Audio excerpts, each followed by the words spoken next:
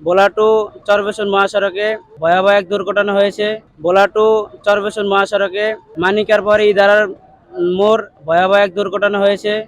এখানে প্রায় অনেক মানুষ ক্ষয়ক্ষতি হয়েছে, বিশেষ করে অনেক মহিলা এবং চরমোনাই মাদ্রাসার একটা ছাত্র পা অনেকটা কেটে গেছে, তার মা অনেক আহত হয়েছে।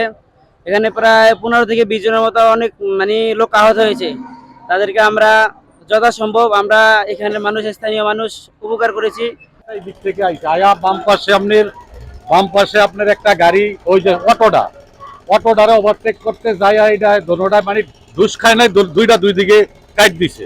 কাট দেওয়ার পরে এটা আয়া এইদিকে পড়ে গেছে। পড়ে যাওয়ার পরে আপনার লোকজন যাচ্ছিল, এটা আমাদের এলাকাবাসী সবার সাহায্যতে সবাইরে উড়িয়ে হাসপাতাল পাঠাইতে সক্ষম হয়েছে।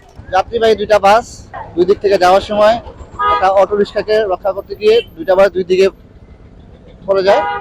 একটা বাস গর্তে পড়ে যায়, আর একটা বাস রাস্তা পাশে খুঁটির সাথে আটকে যায়। বর্তমানে আমরা ওই যে বাসটা একসাথে গর্তে পড়ে গেছে, ওই বাসটা উদ্ধারের চেষ্টা করতেছি।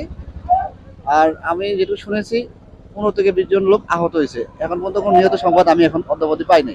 ফায়ার সার্ভিস আসছিল শুনছি, কিন্তু আমি এসে পাইনি। আহত যারা হয়েছে যাত্রী তারা এখন কোথায়? আমি আমার জানা মতে 6 জন লোক বোরহানউদ্দিন উপজেলা স্বাস্থ্য কমপ্লেক্সে ভর্তি হয়েছিলেন, তারা সবাই প্রাথমিক চিকিৎসা নিয়ে চলে গেছে।